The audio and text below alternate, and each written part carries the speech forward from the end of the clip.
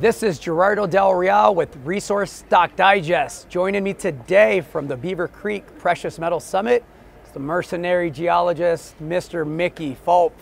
Mickey, how are you today? I am very well, Gerardo, especially well because I know you're a big Cub fan. You got my navy blue? Yep, and I've got my Cardinal necktie, You do? a gift from my significant other. Magic number of 15. And with 18 games left to play, so Cardinals are looking pretty good, but we play 7 of our last 10 games against the Cubbies. It's going to be a fascinating end to the season. We have the longest, oldest rivalry in all of baseball. It's a respected rivalry. It's a respectful rivalry. But it's going to come down to the wire. And it is respectful, and we've always been respectful, even though I'm a Cubby hater and you're a Cardinal hater. But there's mutual respect, and there always has been. And it's interesting because we played 12 games already. Yes. We've got 7 to go. The series, the Cubs have swept the Cardinals at Wrigley, 6-0, and the Cardinals have taken 5 of 6 from the Cubs at Busch. But here's one thing I think we can both agree on is we both like this beer, Budweiser. Or I know Cub fans do. Both, absolutely. Absolutely. Harry Carey loved his Budweiser. Absolutely, and people may not know, but Harry Carey started his career for 15 years as a Cardinal announcer when I was a kid. Anyway. Cubs legend. So listen, everybody that's watching and listening isn't watching to hear us talk baseball. That's Obviously, true. they want to hear your take on the markets, Mickey. We're here at the Precious Metals Summit.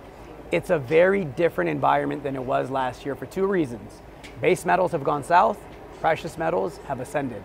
So I want to start with gold. The price really from 1,400 to 1,550 didn't have much resistance. Did it get too ahead of itself? Oh, absolutely. So I even go back further, and on May 21st, gold was $12.70 an ounce, and it hit an intraday high exactly a week ago at $15.52. Right. That's a 20% gain in what, 2.5 months, something like, a little shy of 3 months. Absolutely went too high, too fast.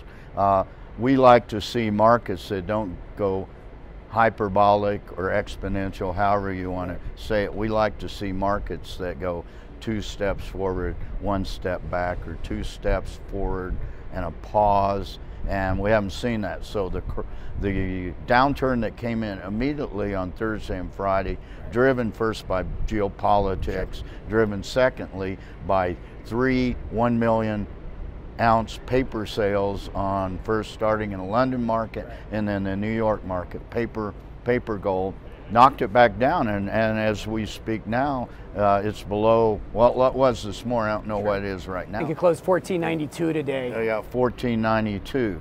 So it needed to do that. I would probably be of the opinion that we're going to see another downtick. There's extreme resistance at 1430. It wouldn't surprise me if it tested that, and if it does do that, I think it's going to be the catalyst could be U.S.-China trade talks. Not resolution, absolutely not, but rumors. Rumors of, I mean, that's what took it down originally last week, was a rumor that there were going to be more trade talks. So it's really volatile, really iffy market right now, with not a lot of support at 1,500, but significant support at 1,400 and above. Excellent. Let's talk base metals. We were on the way to a raging copper bull market, in my opinion, and then the trade war knocked it back on its heels, right? Where do you see base metals? I think we both identify as contrarians. Absolutely. I think in 3 years we'll look at this moment in time and look at some of the prices of the better copper names in the space and just shake our heads that people couldn't see the value there. Are you of the same opinion? Oh, absolutely. The mid to long-term fundamentals of copper are absolutely the most compelling of any of the commodities that interest us. Including uranium. Yeah, well, that's a whole nother ball game. uranium, there's no end in sight for what we know is coming. Right. So predicting a time frame in uranium space is really difficult. It's much less difficult in copper space because we know mid to long term the supply demand fundamentals are so strong, and we're not dependent on some sort of government tariffs or government intervention, right? Or you know, startup of Japanese reactors, all these things that we don't, that the U.S. government doesn't really have control over for the most part. The U.S. government does have complete control over these trade tariff wars, and I don't think copper's going anywhere, any upside or much upside to copper till that happens. You know, copper, but this is a time as contrarians that you want to pick up some really beaten up copper projects, really compelling copper projects. Are there any names that stand out to you? Well, I can tell you two right now, and one of them is Trilogy Metals. It came off a high of $3.14 in late June, and it trades at about $1.64 this morning. Right.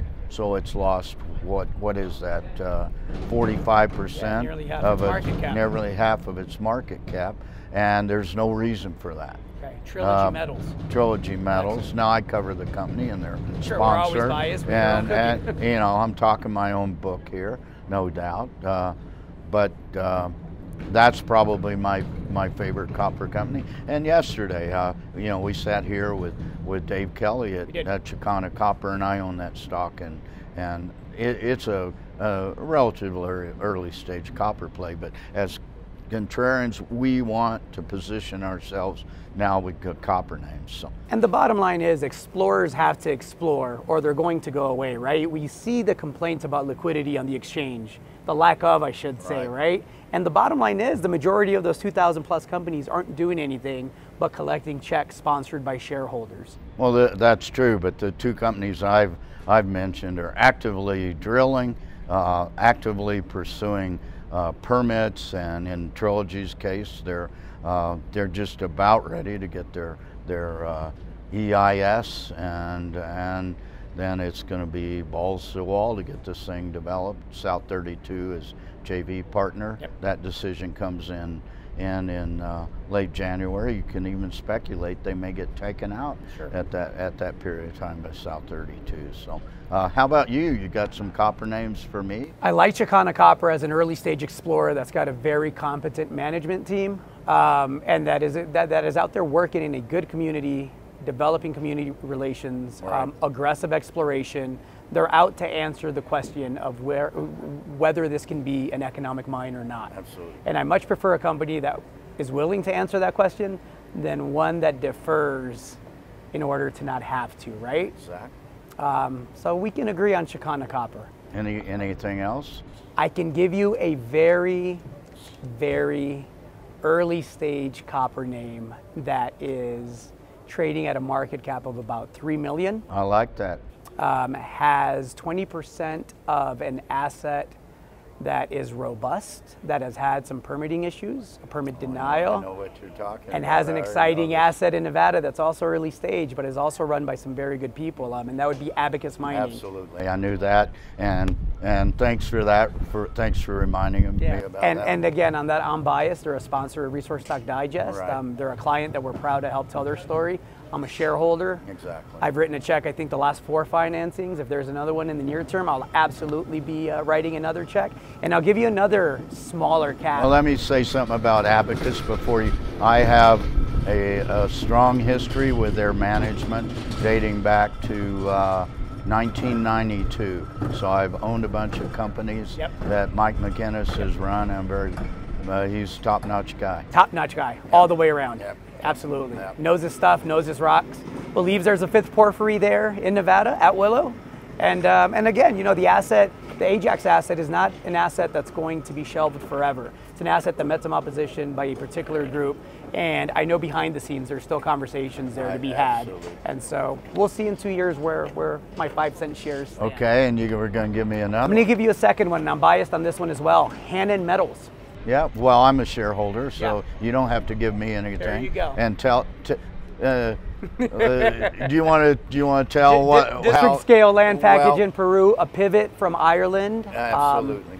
With the project there, and I think that Michael Hudson is a top-notch guy. I agree. Extremely good management team there.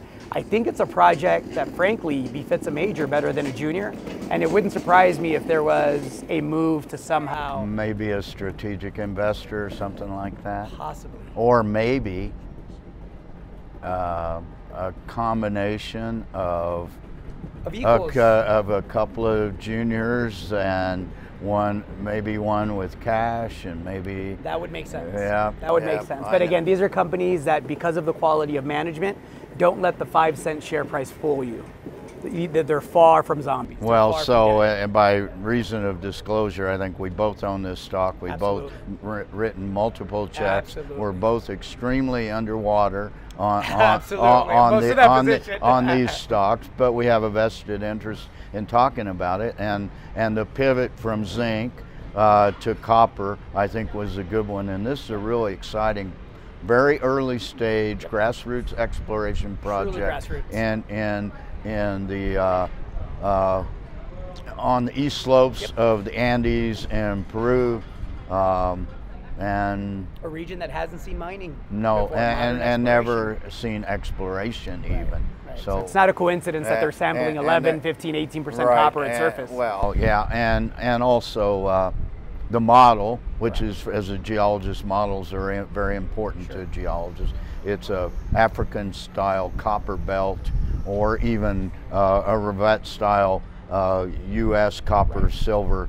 It's copper and silver, and for those not familiar, those systems are humongous. They're massive, huge. So, arguably a significant portion of the world's copper resources and reserves are in this type of deposit, specifically in the Congo and Zambia. A lot to like for a company with a market cap south of $3 million Canadian, right? Absolutely. Companies in the gold space, can you give me one? Yeah, I'll give you you put me under the spot. I'm going to give you two. So first one would be Illegal Royalties. Okay. Now, once again, a sponsor and significant shareholder. We've watched that company go from 9 cents as a prospect generator, now rebranded as a junior royalty company, trading in the low 30s right now. It's been a high, I think, is 38, maybe 41 cents recently. We really like that because we think another rebranding is due to now be branded. Communicate the message. I shouldn't say rebranded, re-rated to meet its peers in junior royalty space. And then the other one is it's a private company right now with a gold play in the Kyrgyz Republic, a Carlin type gold play. It's called Real Gold Resources. It will be public soon. I can't give you an exact date, but there may be an opportunity. The geology of this is absolutely compelling. 250 kilometers of strike length of documented Carlin type gold occurrences. Best drill hole is the private company of which I am a significant or a two-time private placement shareholder. 21 meters of 33 grams per ton gold. You could take that core and throw it in the middle of a box of core from Getchell or Turquoise Ridge in Nevada. It would fit right in. So excellent. Yep. Excellent. I like it. Mickey, anything else you'd like to add? It's good to talk to you again. Where can people follow your work? MercenaryGeologist.com, at Mercenary Geo, 52,000 Twitter followers, and go Cardinals. Go Cubs. Thank you, sir. Thank you.